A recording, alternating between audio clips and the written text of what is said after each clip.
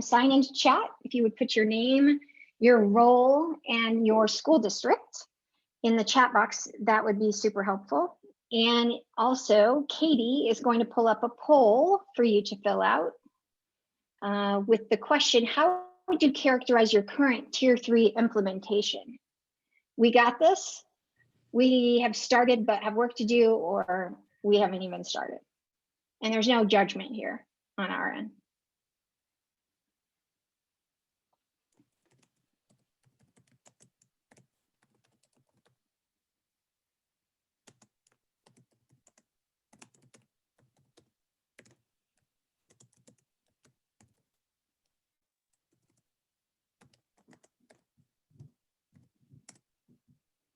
All right, it looks like 70% of you have started and have work to do, and 9% or 2 of you have got it, and 5 or 22% of you haven't started Tier 3 yet. So what we're hoping is today will refresh you if you have already been implementing Tier 3. And if you are new to Tier 3, we're hoping today will help get you jump started. Please make sure that you are taking care of yourself throughout our training today. We will plan to go until about 10 after, with one breakout room between now and 10 after 3. And then we'll take a quick break, and then we'll come back, and the last 45 minutes will be technical assistance time, where you get to pick your breakout room.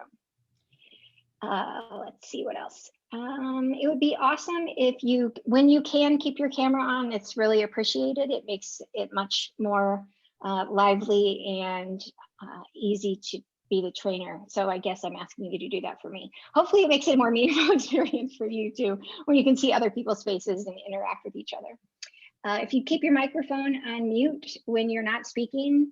I have 4 dogs, and I don't think the mailman's been here yet today, so I'm not sure how this is going to roll. One of my coworkers will be ready to jump in, and if you would take your own notes, and then be sure to follow up on your action items.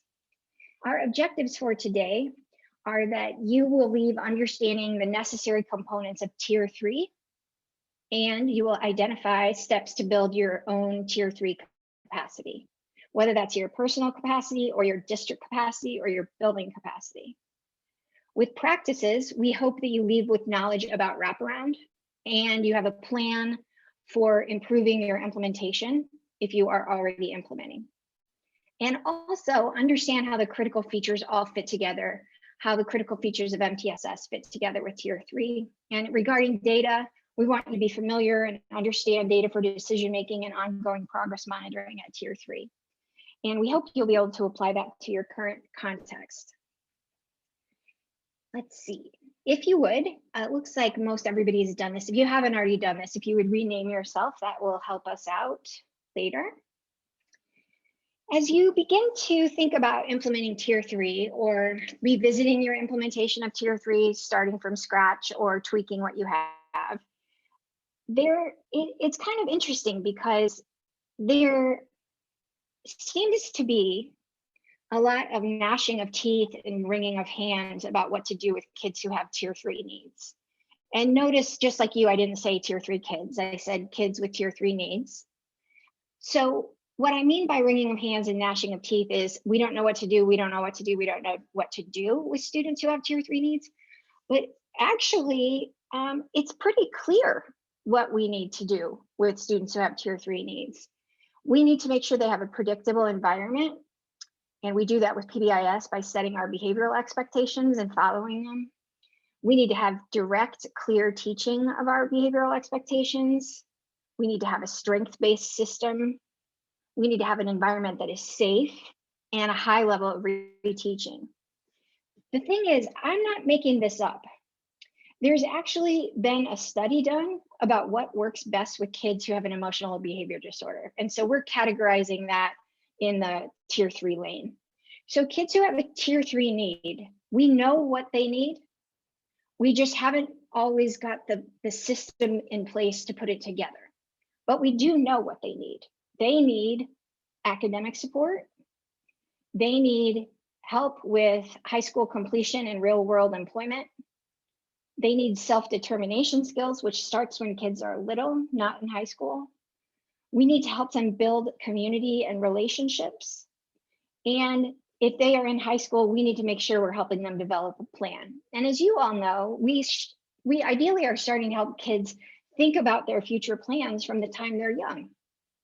So we want to make sure that when you're thinking about tier 3, these are all the pieces we're looking for.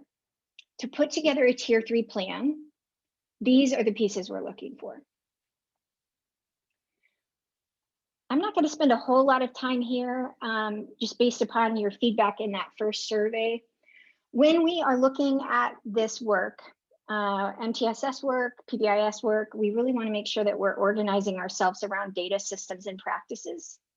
And in Amy language, that means data to make decisions. Practices are the pieces we put in place to support youth, and systems are what we put in place so grown-ups can do their jobs. Data systems and practices. So whether we're talking about tier 2 interventions, tier 3 interventions, whether we're talking about how many kids are responding at universal, we always want to make sure we're coming back to this data systems and practices concept. We also know that when we focus on data systems and practices, we can also focus on having equitable outcomes. And our end of the day goal, in addition to equitable outcomes, includes that kids are leaving our buildings socially, emotionally competent, and they're achieving to their best academically. So if someone stops you today in the grocery store with your mask on and says, why did you go to that PBIS thing? Why do we do PBIS? The answer is always right here at the top of the circle slide. We want kids who are socially, emotionally competent, can do their best academically, and we want to have culturally equitable targets for them. We're going to do that through data systems and practices. And as you know, we're talking today about tier 3. You can see that on the academic side, it's exactly the same as it is on the behavior side, minus the typing problem here, minus the little trouble here we have on our slide. Tier 3 interventions are individualized. They're assessment based, meaning we're of course using data, and they are intense and durable. They're gonna last. The idea is that they last over the long haul, and the idea is that they're one student at a time. When we're talking about tier 2, we're talking about groups of kids who are at risk. Sometimes when you get to the land of tier 3, what you happen to find out is that you have a lot of kids you are working to deliver tier 3 interventions to, and really they're not getting any tier 2 interventions. It's a pretty common experience for us to be in a RAP team meeting for a student and say, what interventions is this kid already getting? And then to realize that somehow, not only are they not getting their tier 2 interventions, but they're also not getting tier 1 interventions. They're missing out on all of these lower level interventions. And that's something to keep your eye out as you coach around tier 3. As you know, when we're talking about tier 3, we're talking about layering on top of, which is what I was just saying. It needs to be the rare exception that we have a kid go from 0 to 60, meaning 0, only getting universal, to tier 3 needs to be the exception to your rule. If it's not, you will be overwhelmed and your hands will flap if you're like me, and you'll feel like you are paralyzed because you have too many kids needing tier 3 interventions. So we have to make sure that going from universal straight to tier 3 is the exception, not the rule. My colleague Kim Breen used to say, you have to have rules, otherwise everything is an exception. And so we need to make sure that we have that structure in place. Interestingly enough, anytime you start implementing tier 3, you start to notice the holes in tier 2. Just like anytime you start implementing and focusing on tier 2, you begin to notice the holes in your tier 1 implementation. In your tier 2 implementation, it may mean going back and looking at a few things. So here are the things that we would suggest you take a peek at. We know that teachers need to be educated, if they haven't been, around function-based thinking. They need to understand that all behavior is driven by function. And we call that function-based thinking. And in my mind, what that means is basically I can see a student's behavior and I can begin to form in my mind and then follow up with questions and gathering data, but I can begin to form in my mind why the student is acting the way they're acting. Are they getting something or getting away from something? That's a bigger conversation than today, but if it hasn't happened in your building and you are implementing tier 3 and struggling, or if it hasn't happened and you want to implement tier 3, this would be a great place to go back to.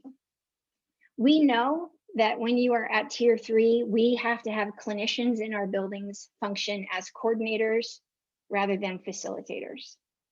What I mean by that is, I'm a social worker, so I'll just use social workers as an example. We need social workers to help coordinate check-in, check-out. Maybe we need them to help do that, but we need them to not be the check-in, check-out person, because they can't possibly, it's humanly impossible to keep your clinicians doing lower level work and doing tier 3. Tier 3 is too intensive. So something has to come off the plate. And so there are a lot of humans in our buildings who are warm and engaging and can do check-in, check-out with kids if we teach them how to do it. And so we want to make sure we consider that. That's the next piece is that we want to think about getting other staff involved. We want to make sure that we have a continuum of tier 2. If you're just getting started with tier 3 and you're thinking to yourself, we only have check-in, check-out, then I wouldn't jump to tier 3 yet. I would start thinking about and talking about and looking at whether or not you have more than one tier 2 intervention. When you are beginning tier 3 work or diving back in, you want to make sure that you have a problem-solving team that not only looks at the functional behavior assessment to write the behavior intervention plan, and this is for all kids, not just kids with IEPs, but we also need to make sure that we're measuring fidelity of plans. So if you have a student support team or problem-solving team, that team is meeting around individual youth. The research is super clear. Behavior plans written based on the function of a student's behavior are more effective. So the team meeting where we kind of are like, I don't know what to do. Did you see his mom's haircut and she's in jail? And like, I don't know what's grandma doing? Like that kind of conversation goes away completely, because somebody comes to your problem solving table having the function, the hypothesis of the function completed. Then they propose the function, the group makes some decisions, the group writes the behavior plan, and the behavior plan gets implemented. And then when you come back, you're checking for fidelity. Also at tier 2, you would be moving in the direction of making it so anybody can fill out a request for assistance. So you're expanding, if you haven't already, who can ask for tier 2, well, what teacher or adult, I should say, what adult can ask for tier 2 supports. Tier 3 interventions are done one at a time. There's no standard plan at tier 3. It's always highly individualized. And when we're talking about tier 3, we're talking about students having their own team. So it's not the IEP team. It's not the problem solving team that meets every Thursday at 7:30. It is their own team. And we're going to talk about that a little bit more. What I want you to take from this slide is I want you to take away that it is one student at a time. When we're talking about this, that's why we want to keep considering the 1 to 5%. If you have too many kids needing tier 3, don't hire more people to do tier 3. Let's look at what's going on, which is where we're actually going to go next. So if you find yourself functioning in that crisis of the day mode, like there's always a crisis and it's always about putting out fires, or if you're on walkie-talkie overload, meaning the walkie-talkie is always blowing up, would you nod if you know what I mean by walkie-talkie overload? Okay. Or if you're having meetings all the time about the same kids, or people are just used to catching the first grown-up they can to see the student who has tier 3 needs. If those things are happening, what we know is that your system will become more rigid And really, you will need to look at what you're addressing. If 80% or more of your youth are experiencing a challenge, that is a tier 1 issue that needs to be addressed, not a tier 3 issue. So if you have 80% of the kids not engaging in Google Meet or whatever you fill in the blank there, if 80% or more of them are experiencing the challenge, it's a tier 1 issue that needs addressed, not a tier 3. Don't focus on getting more kids in tier 3. Make sure you're at that 1 to 5% at the top of the triangle when you're thinking about tier 3. So just for a second, we're gonna have you just do a quiet reflection. And is this tier 1 or tier 3 question something that needs addressed in your building or district? Is this something that you think, wow, our staff doesn't really understand that if 80% of the kids in Katie's classroom are struggling, that's a universal issue in Katie's classroom? If our whole building, if 80% of our kids are struggling with respect, that's a tier 1 issue across your building. So just think for 1 second here about whether or not that's something you would want to jot yourself a note about following up after the meeting.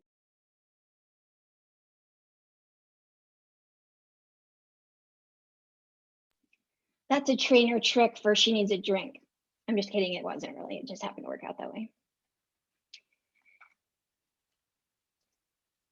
Earlier, we mentioned setting this up by data systems and practices. So let's talk some about the data. So there's going to be a poll question that's going to come up for you.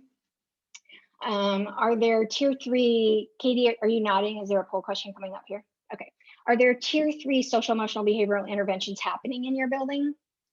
And are there tier 3 interventions happening in your building where you're looking to see if you're implementing them with fidelity? And what I mean by fidelity is you're using a tool to assess whether or not your tier 3 intervention is being put in place with fidelity. You're measuring it.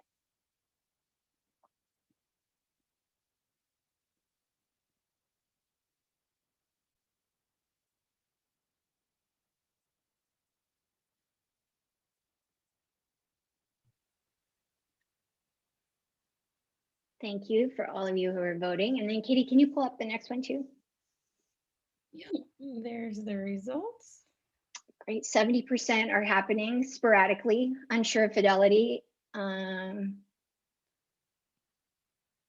The next poll question, Amy, which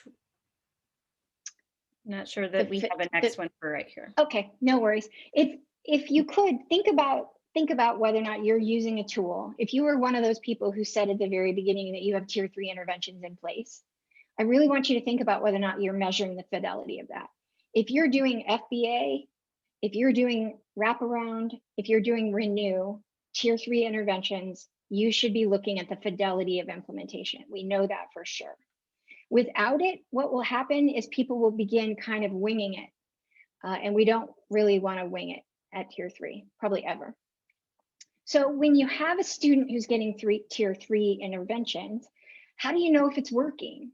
Because the plan is going to be so highly individualized, it's not a data decision rule across the board. It's going to be a data decision rule. It's going to be a data point that the student's individual team develops. So here is an example. Here is my visual for you to think about. When you have a RAP team and a student has a RAP plan, the RAP team, that student's individual team, will decide what they're working on, what goals are, what objectives are, and whether or not they're meeting them. The student's individual team makes the decision about whether or not the student is meeting the goals and objectives. So when you are implementing tier 3, you also may, as a tier 3 RAP team, you might be implementing or looking at baseline data around grades, ODRs, attendance, all kinds of other data. My favorite example is how many school-wide celebrations did a student get to go to, and went from like 0 to 0 to 0 to 0 to 0 to all of them. And so we want to start thinking about what's relevant to your student and their family, and they will tell the team, and that's what the team will begin to monitor. I've also been mentioning that we will be looking at fidelity data. You don't have to guess. I'm going to go from the bottom up. You don't have to guess at whether or not fidelity is happening with your intervention. There are tools to measure the fidelity of how it's being implemented. That's one way. So you would use the wraparound integrity tool or the renew integrity tool, or you would look at fidelity data through your tier 2, tier 3 tracking tool. And if 70% of kids in tier 3 aren't responding, you're not going to have a conversation about individual kids. You're going to have a conversation about whether or not tier 3 is being implemented with fidelity. And what I mean here is that when you are looking at tier 2, tier 3 tracking tool and 80% of the kids aren't responding, the first question you should have as a coach is, are they meeting? Is the tier 3, is the students RAP team, FBA team, BIP team, Renew team, is that team meeting? Because I can tell you from being a tier 3 coach and a tier 3 facilitator, what happens with tier 3 is that people stop having their team meetings, and then you're not going to meet fidelity. So as a coach, make sure that's your first question. How often are you meeting as a team for this student? Perception data is also super helpful with families, with students that you're doing tier 3 plans with. Interviews can be helpful with students, teachers, and their families. And as I mentioned earlier, you can also look at that outcome data.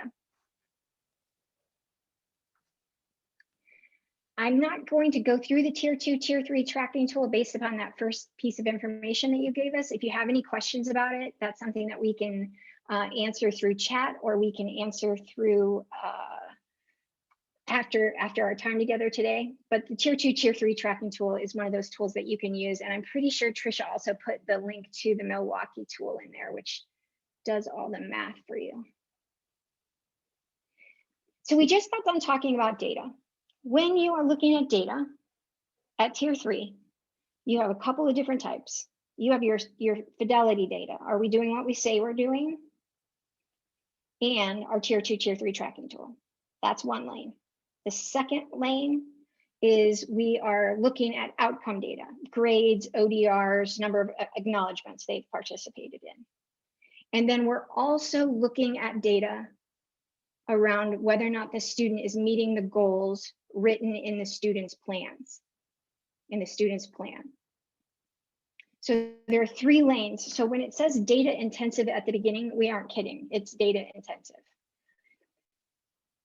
When we talk about practices with tier 3, you may have other practices. When we talk about tier 3 practices, what we're talking about are highly individualized interventions that you do measure fidelity with, and hopefully have some evidence behind them, or are considered a promising practice of sorts. So what I'm going to do is I'm going to skip that slide. I'm going to move to this umbrella slide. What I want you to think about with tier 3 is that it's really connected to the idea of person-centered planning. So person-centered planning is an umbrella term. It was designed, the term I think was coined in the 60s or 70s in work with adults who had developmental disabilities. The idea was that the person needed to be in charge of their own plan. It needed to be person-centered, not a package plan, not a Katie, Amy, Diane, Jamie, Andrea all get the same plan. It's a plan developed on those individuals. It's person-centered. And there are all kinds of different person-centered planning models. The ones we use are wraparound and renew. Those are the ones we train. And we also, you probably know, train FBA, BIP. Wraparound is what you use K-8 if you're going to do this kind of process, and renew is designed for 9 through 12. When I was a school social worker, I did wraparound K-12. So it can be changed up a little as you go. So there is some research base around wraparound. Interestingly enough, that when it is implemented with the right population, when it's implemented with fidelity, it is likely to produce positive youth outcomes. That includes cost savings. So the intervention of wraparound is considered a research-based intervention. When you're at tier 3, your facilitators need to have this value base. I am not queen of the world. I'm sure you already know this. If I were queen of the world, no one would ever do tier 3 who didn't want to facilitate tier 3. Because we know when people who don't want to do the work are put in the place of doing tier 3 work, it bombs and it's bad for the kid. It's bad for the adult too. But to have a tier 3, let's just go with RAP facilitator, this is the value base that they have to have.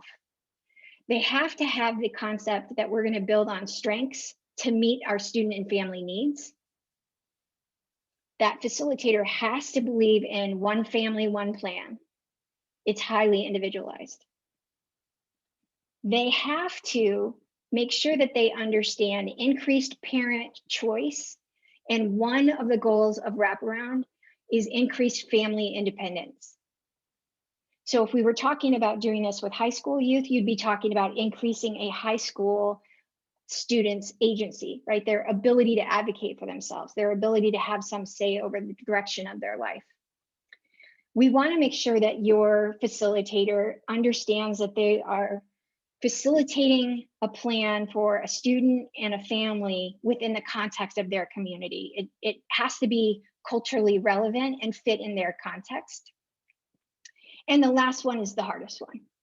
The last one is the never give up, unconditional. And in RAP world, what we say is stay at the table. So that means we start a plan, a tier 3 plan.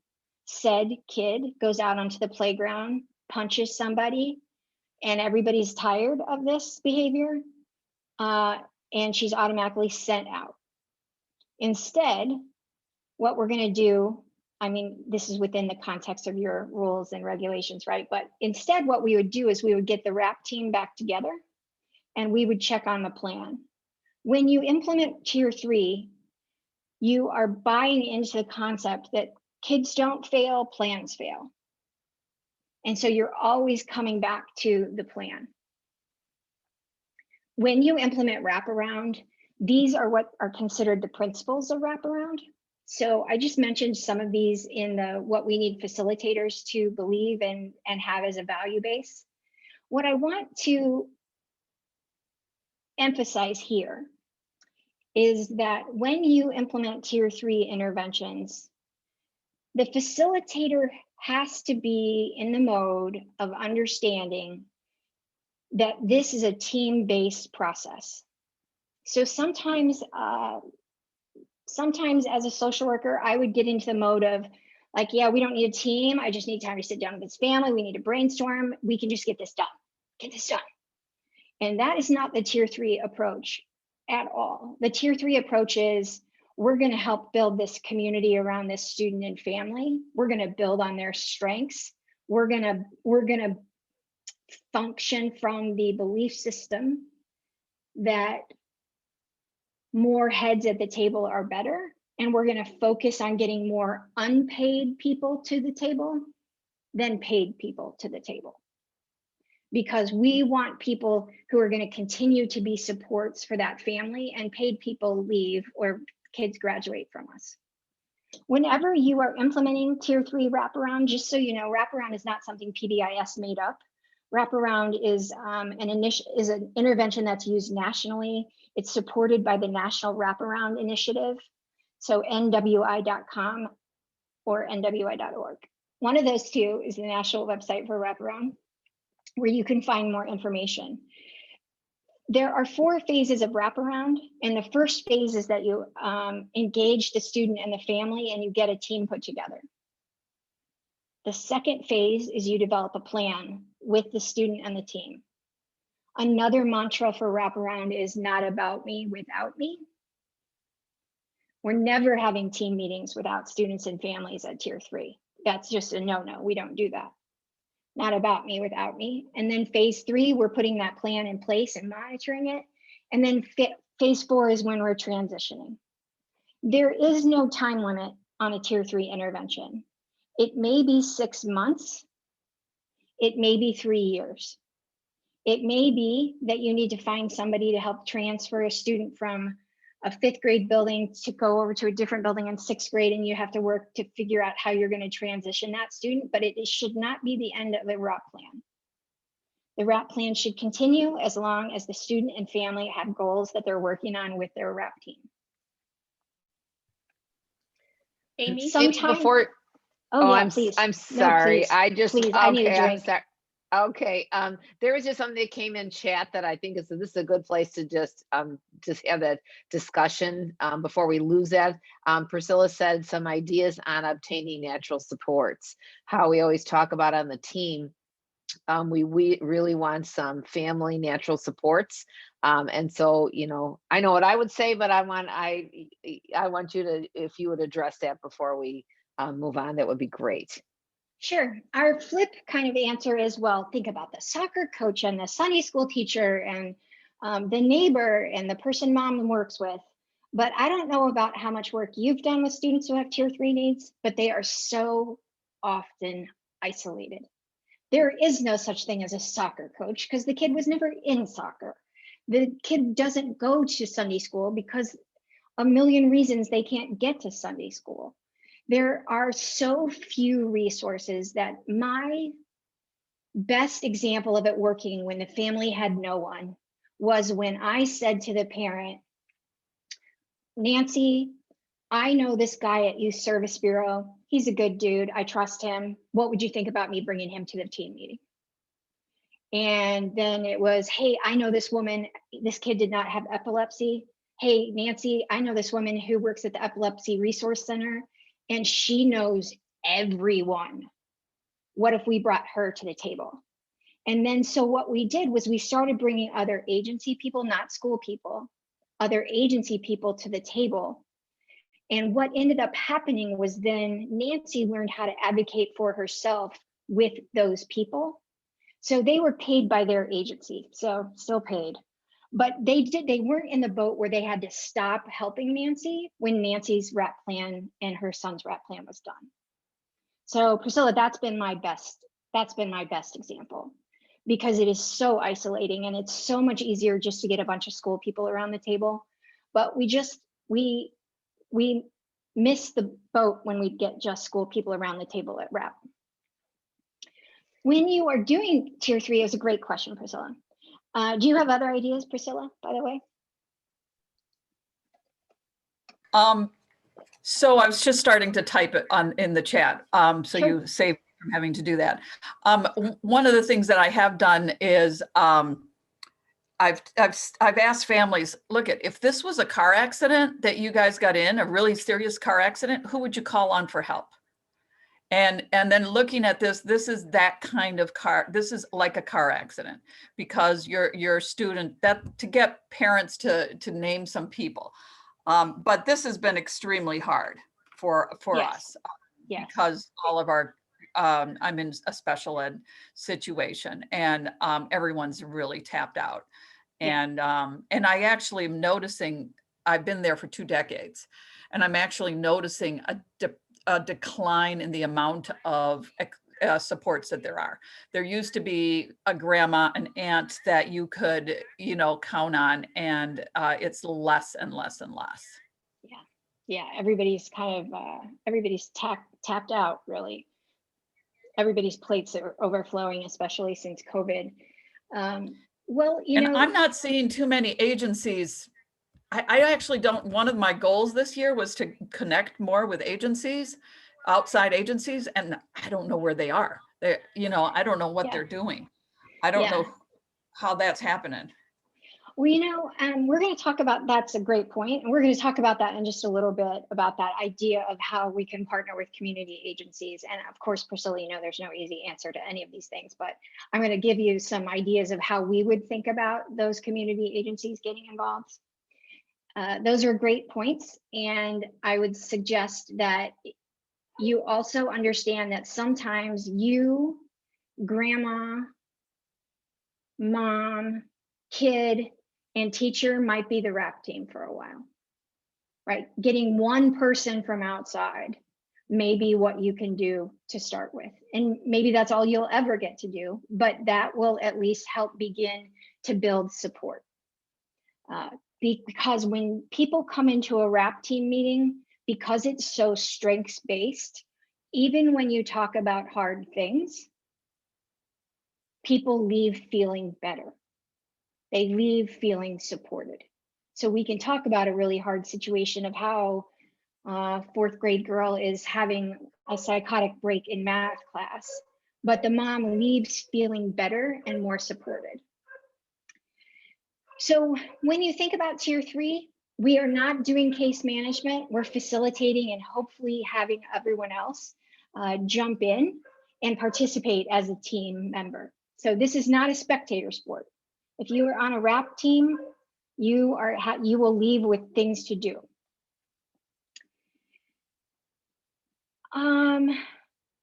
I just want to point out here that wraparound does not include money. It used to be in the state of Illinois that wraparound meant social worker fills out paperwork with parent. In some places, I should say, this is what it meant. Social worker filled out paperwork with parent, went to this community meeting, and they had money. And if I filled out the paperwork right and presented the case well, and said, we want a mentor and a new bed and a train ticket to Chicago, they would be like, okay, and they would pay for it. So sometimes people get super confused and think that wraparound is connected to money, but the process of wraparound has absolutely nothing to do with money. There will be times you may need to look for money, but it is not at all based on money. And the last thing I want to point out on this slide is that it is not for people that we judge as workable or likable. That can be a really hard one. Hopefully you can find a facilitator who sees strengths in the family and can like the family. That will make everything much easier.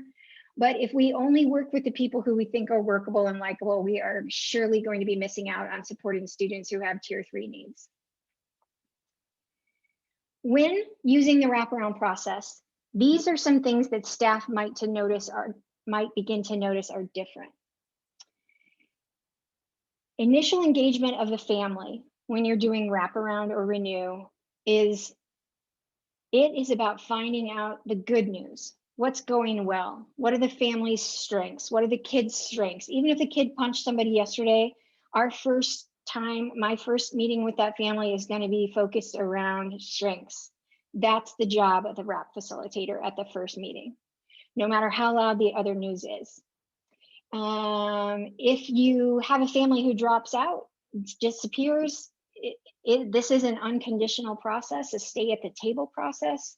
So if the family isn't present, you go back and you re-engage, and you re-engage, and you re-engage, and then you find someone else to re-engage, and then you re-engage, and then you re-engage. So there's never, right, unconditional, that's what that means, right? We have unconditional love towards a family member or a partner or a child. It means we don't give up even when they mess up, or even when they do things we don't want them to do, or things that aren't safe. Here's a couple of other things. We mentioned this with Priscilla's topic there, that oftentimes this may involve partnerships with other family members, resources, and unexpected school representatives. So that may not be a teacher. It may be, I had a fourth grade girl, and it was the kindergarten paraprofessional who she wanted on her team, because the paraprofessional talked to her every day when she walked in the building. So the paraprofessional became a team member. And we stop doing things that aren't working, and we keep doing things that are working, which is obvious and sometimes needs said out loud.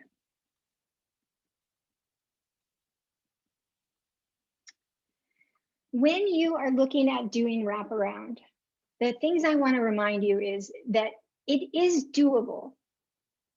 If it's not doable in your head because of 5%, go to 1% in your head and think about just beginning to try wraparound with 1%. The family and the youth always drive the bus. One of the best facilitators I ever heard speak about this said, I'm the employee of that family. They're my boss. The family and the youth drive the bus. They want to talk about kid getting to go to Chicago on the train to see dad who's sick. That's what they want to focus on. That's what they think really needs addressed right now. That's what we're going to focus on. It doesn't mean you don't talk about the other things, but it means the focus is driven by the family and the youth. When we're talking about tier 3, we are almost always talking about kids who have involvement in 3 life domains: homeschool and community. So if you have ever been in a conversation where somebody said that's a community problem or that's a home problem, not a school problem, when we're at tier 3, we're probably looking at all 3 life domains. And it is always coming back to having a team.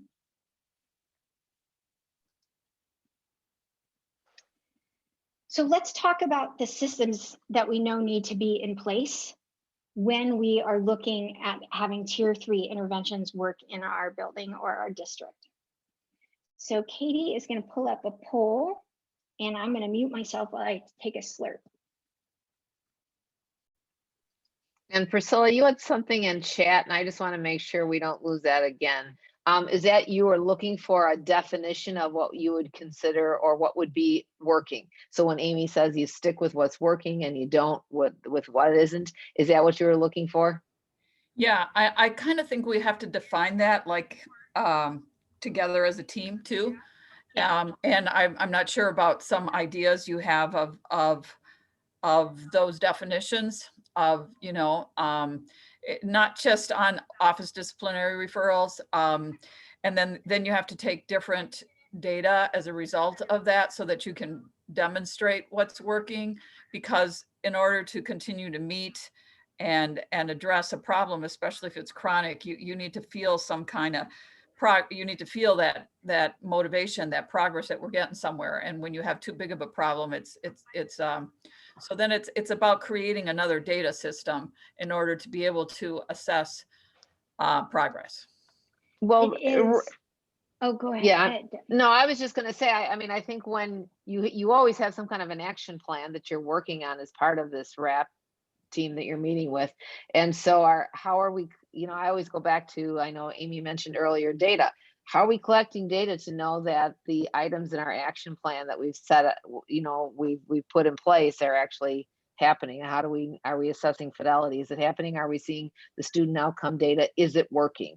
So that's, I think, just, you know, I've worked with different RAP facilitators. I've worked with different teams, and, you know, are we collecting the data we need to collect to let us know? And I think that's what Amy's going to show us right here on the screen is, are we collecting the data on those specific action items as part of our RAP plan to know if things are working, to know, are we seeing progress? Are things working that we can continue, or is it something that's not? Exactly, Diane. My example would be I have 2. I have a non-example too. From when I was doing something that I shouldn't have been doing, and I was completely oblivious. An example would be the family has identified that part of their need is that they need more time together. They need to have more time to focus on their family relationships. And so they decide to start going, they decide that what they want to do is they want to start going to the Y, not in COVID times. This was before, pre-COVID. But they wanted to go to the Y as a family.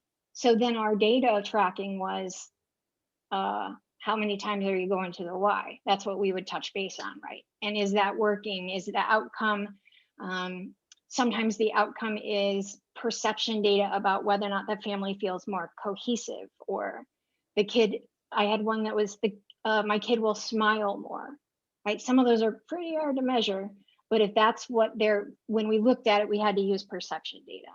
A non-example was an intervention I recommended to in junior high. I used to work with adolescents in private therapy practice, and I had mostly teenage girls. And what I found worked almost across the board with teenage girls and their mothers was a journal where if Katie's my mom, I write in the journal, I throw it on her bed. She writes in the journal, she throws it on my bed. And that's how we do some of the hard communication, some of the daily stuff, because it just somehow takes the personal mom-daughter stuff out for a little bit. And so I recommended this to the family, and the mom and the boy were like, yeah, sure, we could do that. We could do that. So we get them a notebook. We're all excited. They come back the following week. Didn't do it. And I was like, no problem. Sometimes it takes a while to get started. This happened like 3 more times before I basically needed someone to hit me across the head and say, that is not working. That is a plan that is not a match to their strengths and their needs. So it's going to be really, like you said at the beginning, Priscilla, it's highly individualized, and you're going to decide what data you're going to track as a team. And we can always fall back on that question, how are you going to know when it's better, when we're thinking about what data to use? So the sharing of the poll results. So let's see. It looks like 36% of you have a tier 3 systems team. 84% have a problem solving team, 68 tier 2 systems, 80% tier 1 team.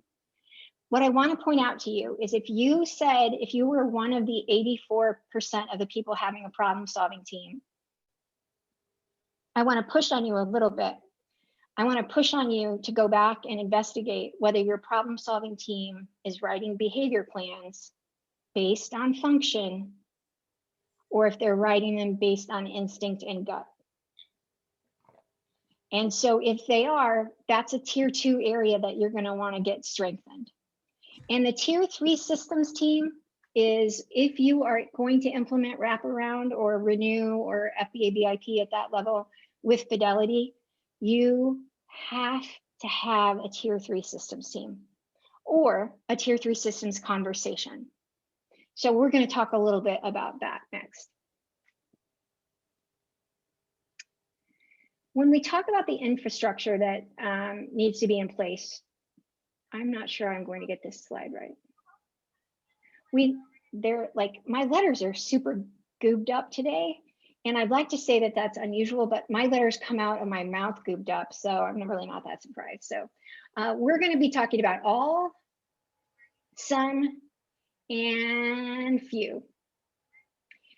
So what I want to point out to you here is that you are having a conversation around all youth, the entire grade school, the whole high school, or the entire 2nd grade, or Miss Boyd's kindergarten class, but a whole group.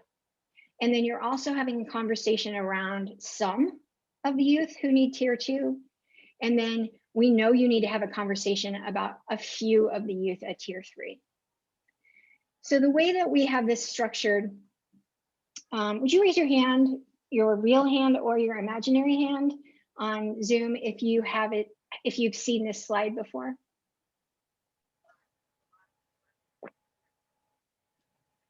Okay, it looked like most hands went up. So if you are newer to this slide, this is something that we spend a lot of time on at tier 2. I'm going to walk through it, and then really where we're going to spend our time is over here at tier 3. This is called the necessary conversation slide. So we don't want you to get hung up on the idea that these have to be teams. So these could all say conversation right here instead of team. We know you need to have a universal conversation. We know you need to have a conversation about what tier 2 interventions you have in place and if kids are responding. If 80% of the kids are not responding, you are going to have a conversation about the systems. So for instance, a system in check and check out is, where are we greeting the kids in the morning? A system in check and check out is, how are the people who are checking kids out at the end of the day interacting with the kids? It's really about grown-ups. And then your team in the orangish color is that function-based problem-solving team. That means we're having a problem-solving team where we talk about individual youth that includes functional behavior assessments. And so then this last conversation that we know you need to have is around tier 3. It's just like tier 2, but with tier 3 interventions. So instead of saying how many kids do we have in check and check out and how many are responding, we're going to say how many kids are participating in wraparound. And we've asked the facilitators how many of those kids are meeting their goals. if 80% of those kids aren't meeting their goals, you might have a fidelity problem rather than a problem with the individual youth. So we're always using these conversations to make sure that we come back to assess whether or not our systems are in place. I can guarantee you, Diane will probably nod her head, hopefully here. Diane and I were both tier 3 coaches in school districts when we did a tier 3 tertiary grant project. So Diane and I coached the schools to do wraparound. And one of the things that I noticed was, if you don't have a tier 3 systems conversation regularly scheduled, people just stop doing tier 3 work. Diane, was that your experience too? Sorry, I was on mute. Absolutely, Amy. I saw it firsthand and dealt with that firsthand in the district that I was in. If this meeting did not happen, it didn't happen. The interventions were not happening. Yeah. I mean, and that was just one of the pieces. You know, another piece I put in chat earlier was it's got to be a team. It's not just the rep facilitator and the student, it's a team.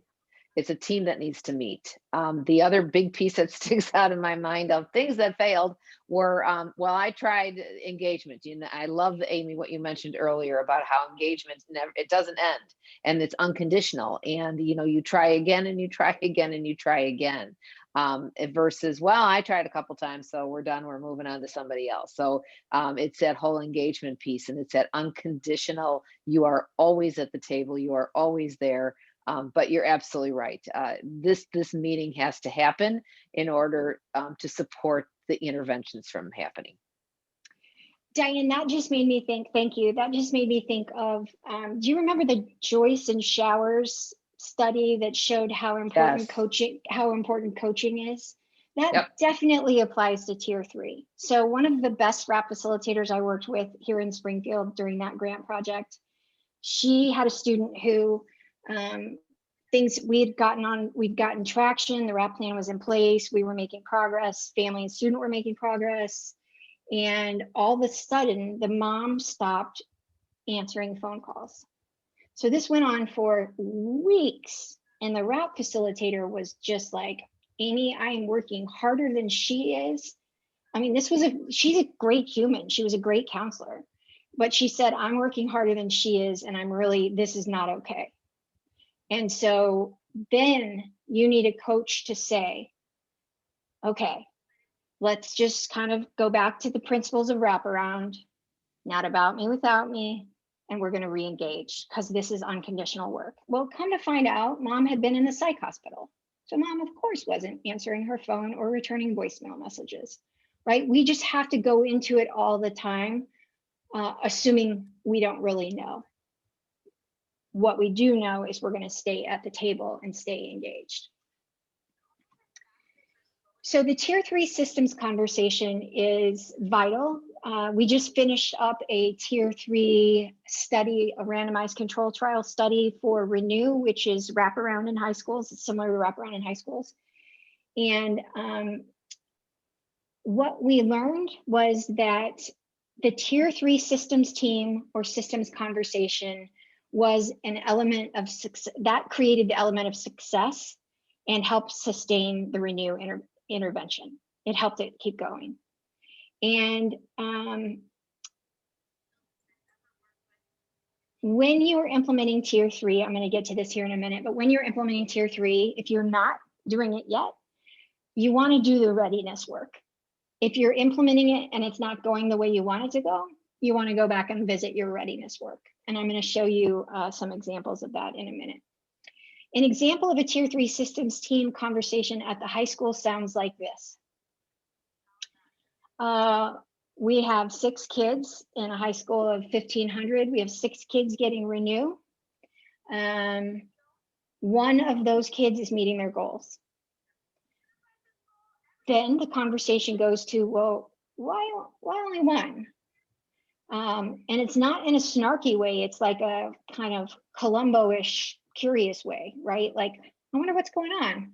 And then what we find out is that the RAP or the Renew facilitators were sending passes to kids to come down to do their meetings, and the kids weren't coming.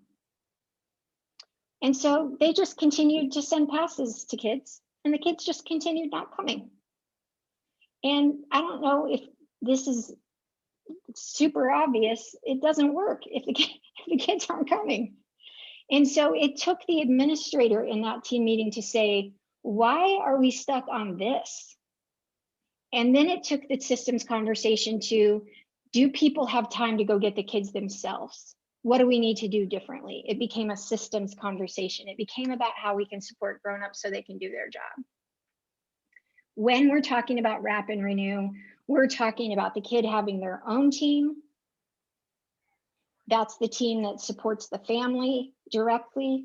That's the family, youth, and family, let me try that again. Family and youth voice and choice, family and youth driving the bus. And then we know you need to have a tier 3 systems conversation. How many kids are getting the tier 3 intervention and how many are responding? So there's 2 separate items there. Family kid team, and then systems conversation. When we think big picture,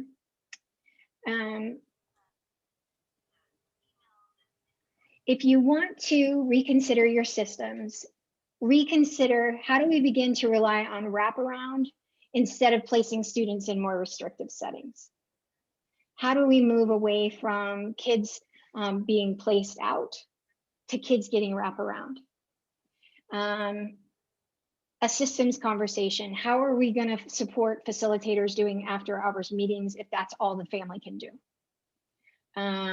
What are you going to take off people's plates so they can actually do the work? Who's going to facilitate? What's their role going to look like? If it's a teacher, how are they going to get sub time? And then how are you going to handle discipline for kids who have tier 3 plans? Because it may look differently. So one of the ways that you would do this, my slide isn't working. I know it's shocking to all of you right now. What you want to do is you want to go to that readiness document. And Katie, I don't think I put that as an attachment, but would you mind putting it in the chat? Tier 3 readiness document is where you want to go to make sure that you're ready to do the work. How many of you, and Katie, could you throw that poll up too? I'm super demanding today. How many of you have community partners participating in your building level team meetings? A mental health provider, a counselor from Youth Service Bureau, somebody from United Way.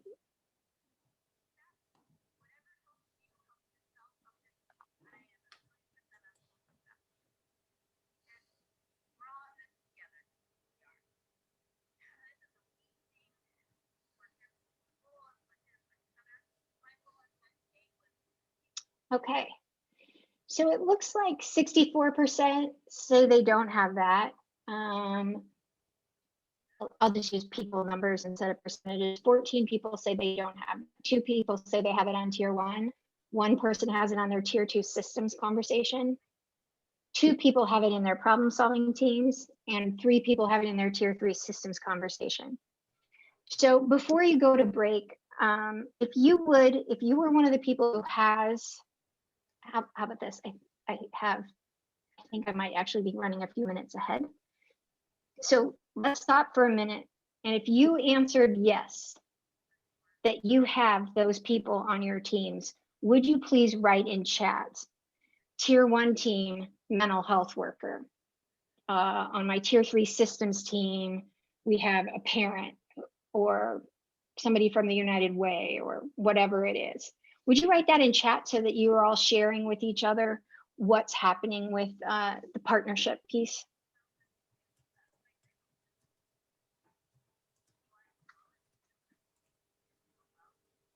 I'm going to just be quiet for a minute so you can do that.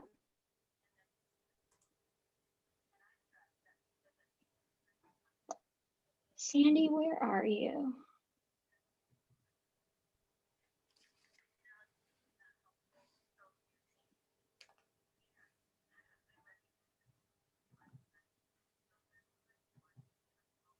All right, my internet connection said it's unstable. I want to point out it didn't say I was unstable. it said my internet connection was unstable. So it could be that my chats just aren't loading, but it would be super helpful to be able to share that with other people on the call and with us as well, because what we want you to dream about at night, we want you to dream big. We want you to dream that school people and community people are partnering to do this tier 3 work. Ultimately, beginning to close the gap, close the divide between schools and communities. So the way this could look is our district partners with another agency. I'm a RAP facilitator, they have a RAP facilitator, we work together, we co-facilitate plans. That way, when I have my, teachers get like 2 weeks off anymore in the summer. When I have my 2 weeks off in the summer, I am going to, the other facilitator is going to take over the plan while I'm gone. We're going to help each other out. We're going to be able to see and serve more youth and families when we're partnering. What it means in the long run is we're moving away from having a co-located model. A located model, co-located meaning there are mental health providers and there are school providers. And instead of mental health providers coming in, seeing kids back to back to back to back to back, and no one ever really talking to them, that those partners are part of our teams, part of our conversation, and part of our systems, so that we can be partnering. And Priscilla mentioned this earlier, and what I would want to say to you is that this is not something that any of us think an individual should have to do. This is something that we would suggest is something that a district leadership team would do. A district team would be engaging partners. A district team would be creating memorandums of understanding that clarify roles and payment. A district team would be helping figure out how we're not going to be co-located anymore. A district leadership team is absolutely crucial to implementing an interconnected systems framework. And an interconnected systems framework is where we're going in the world of school and mental health. That interconnected system, we're not siloed from each other. We're all supporting and we're all part of the conversation together. So some of the questions that that team would need to talk about was normalizing the dialogue around mental health, emphasizing the health in mental health. So some people just say mental wellness now, and making sure that our educators all feel confident in providing support in how they support mental health in their classroom. We don't want teachers to be in the boat where they feel like we're asking them to do therapy or be counselors. That's not what they went to school for. And it would be cruel and unusual punishment to ask them to do that without training, right? So we want to make sure that we know how we're going to support our teachers through that implementation.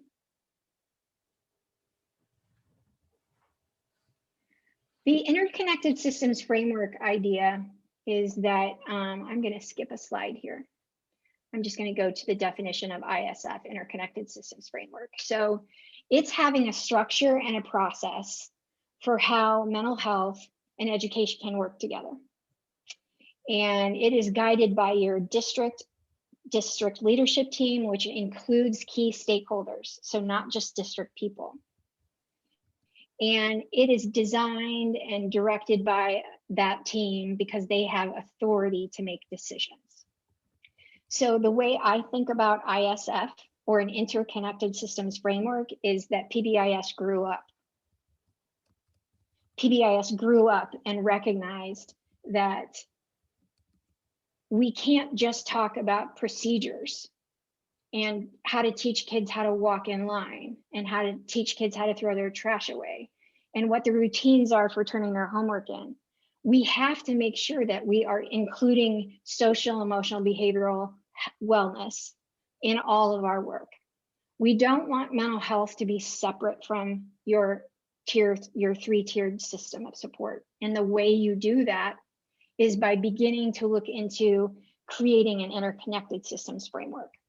And lots of resources on our website if that was something that you would be interested in looking at. Katie did put the tier 3 readiness document in the chat.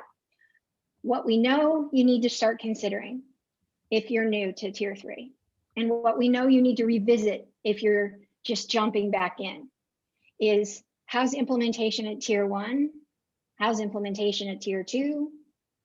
Are we having a tier 3 systems conversation? Do we have a district leadership team? Do we have an administrator and a facilitator who values tier 3 work? And have we educated our staff about what tier 3 really means? Those are all part of the readiness work that you would do. And they are hyperlinked in your PowerPoint. So the tier 3 building readiness checklist and the tier 3 district readiness checklist are hyperlinked in your PowerPoint. Those could be where you start next, even if you're jumping back in or you're just getting started. Looking at those readiness documents could be a way to do that. So I am going to pass this off to Katie. Is that all right, Katie?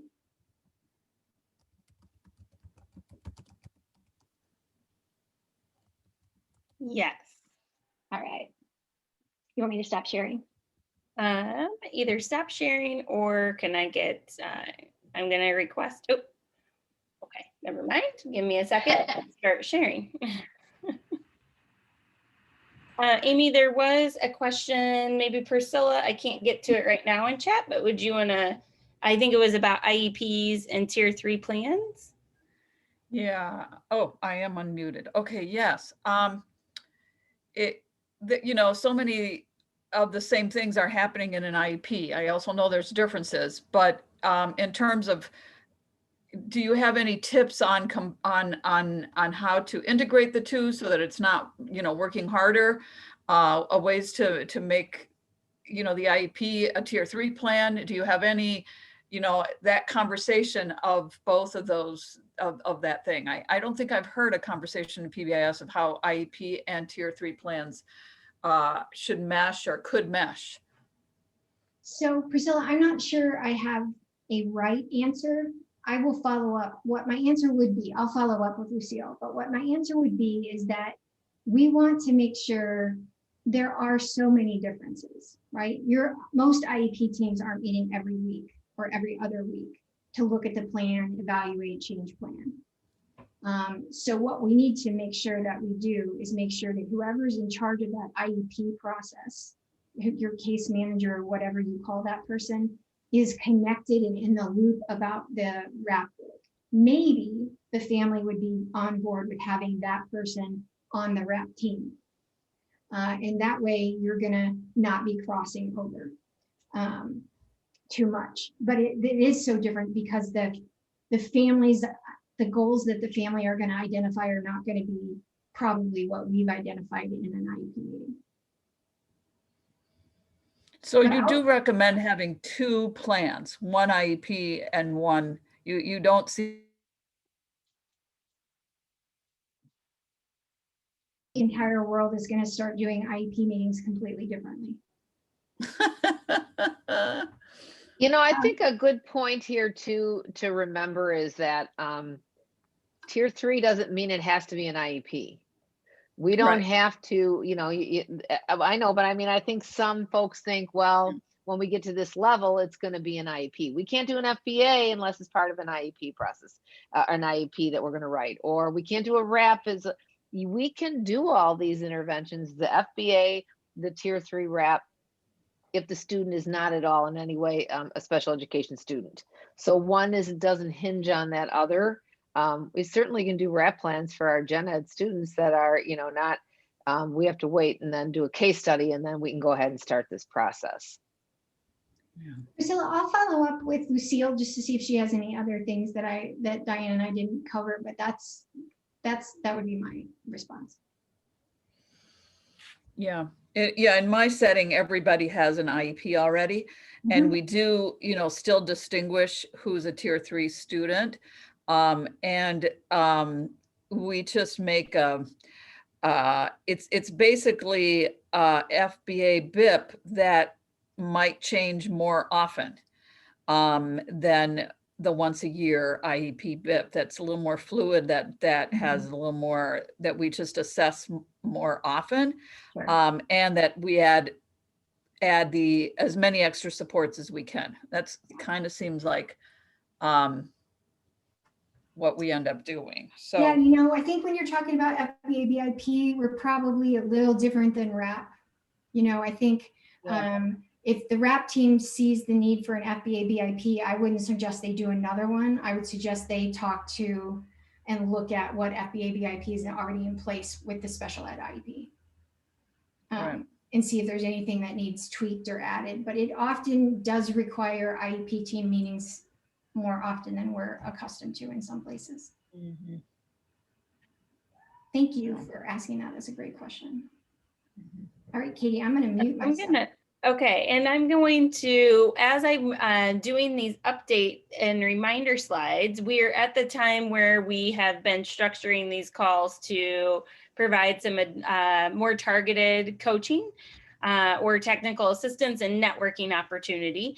And we want, since we don't get a ton of feedback on exit tickets, we want to continue to use the data to select which breakout rooms to have for today. So we are for sure going to have a breakout room on recognition. And so if you are planning to join the recognition room, you do not need to vote in this TA poll. But if you are looking to join a TA room that is not about recognition, we will use the data to choose the other two breakout rooms. So if you would like to continue the conversation around tier 3, you can vote there. If you're looking for more networking and support around another topic that we've covered previously, you can put your vote there. So as I do the wrap up slides, if you can put those votes in, and then we'll get those breakout rooms set up. So Amy, thank you for getting everybody primed and thinking about where they were with their tier 3 implementation. We do have additional tier 3 training opportunities coming up this spring. So we do have the changing role of clinician training. That's a 3-hour training. If that's an area that you're looking to think about ways to shift the roles and responsibilities of clinicians within your systems. We do have the tier 3 training series that starts with leadership and readiness and goes through those readiness commitment documents that Amy mentioned, as well as tier 3, a renew series and a wraparound series coming up this spring. So if you were in those places of getting started or needing to kind of boost the fidelity, we would recommend making sure you have a team participate in training. We will continue to have our monthly coaches network meetings in March, April, and May. All the registration is open for those as we speak, and you know where to register because you're here today. We also have added targeted coaching network session or targeted coaching for hot topics. These are topics that we've picked out and that we have common questions around that we are offering in small groups, so limited to 15 participants, 75 minutes or 90 minutes for the low cost of $30. The intention is that it's an opportunity for you to bring questions and share and learn with us as long as with some others in around those topics. If you are seeing a topic that the time and date aren't working for you, or there's an additional topic you'd like to suggest, we'd invite you to complete the survey at the top of this page, at the top of the targeted coaching page. And I'm sure one of my colleagues is going to pull that link and get that page for you.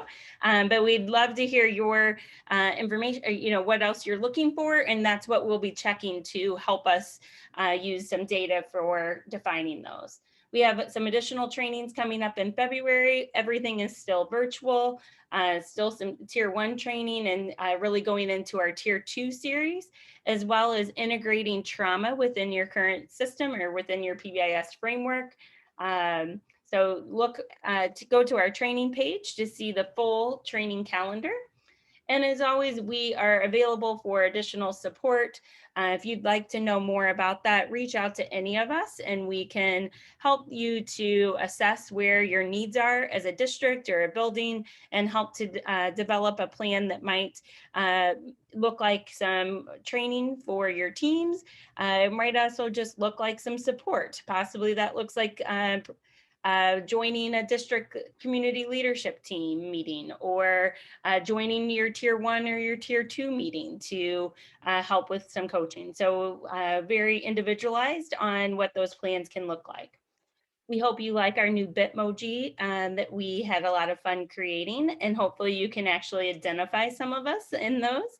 But follow us on social media. We would love to hear you chiming in on social media, but we also share a lot of resources there. And I know my colleagues are also going to drop in the exit ticket for today. We do really look at that data each month to help us continue to plan. So share your feedback with the exit ticket, and you will also receive a follow-up email within the next week or so that will have an evaluation for an official evaluation for professional development hours. And so I'm going to end the poll, and it looks like today's sessions will be recognition and looks like tier 3 and family, student, and community engagement. So the way we're going to do this is I'm going to stop sharing. I'm going to create 3 breakout rooms really quick, and we will name them. You should get an option to join, to be able to select which room you want if your Zoom is updated. And if not, then we should just be able to reassign anyone that is not able to select. So give me 1 second and I'm going to, I'll open the rooms.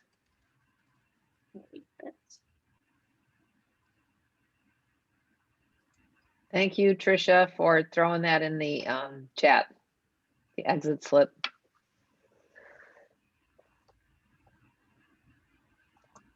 Okay, you may have a room assignment, but you should be able to choose which room you need to go to. I'm not exactly sure what that's going to look like. So the rooms are open.